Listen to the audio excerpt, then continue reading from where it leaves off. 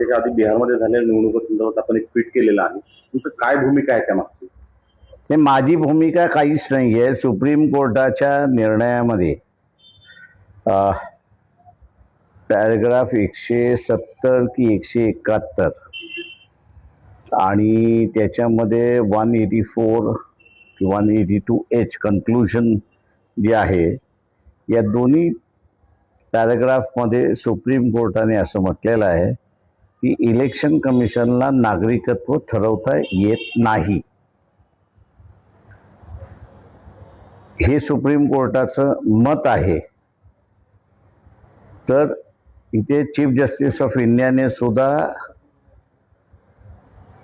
इंग्रजीमध्ये ज्याला म्हणतात कॉल स्पीड अ स्पीड, म्हणजे तलवार असेल तर त्याला तलवार म्हणा, बंदूक असेल तर म्हणा त्याला बंदूक म्हणा, अशा पद्धतीचं असणारं वागणूक त्या ठिकाणी दिसलेली नाही. जजमेंटमध्ये म्हणतात की बाबा इलेक्शन कमिशनला नागरिकत्वाच्या संदर्भात अधिकार कुठेच दिलेला नाही. त्याच्यामुळे प्रश्न हा उभा असतो की हे नागरिकत्वाच्या नावाखाली इलेक्शन कमिशननी 90 लाख मतं आसाममध्ये, तेवढीच मतं असणारा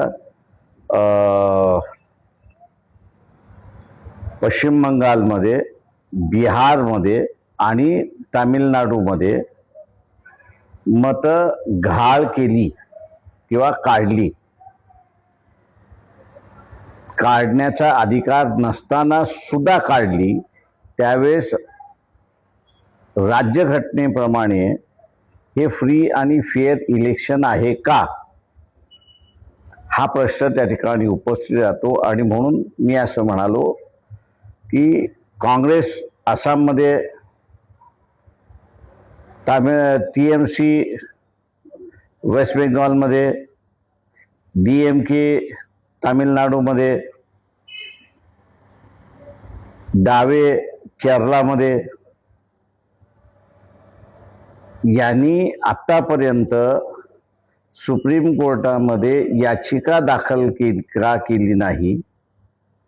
किंवा जर सुप्रीम कोर्ट असं म्हणतंय की हे वगळणं गैर आहे, अनकॉन्स्टिट्युशनल आहे, इलेक्शन कमिशनला अधिकार नाही, तर ह्या चारही राज्याच्या निवडणुका रद्दाची रिट पिटिशन का दाखल केलेली नाही, हा मला वाटतं प्रश्न त्या ठिकाणी उपस्थित राहतो. माझा सल्ला आहे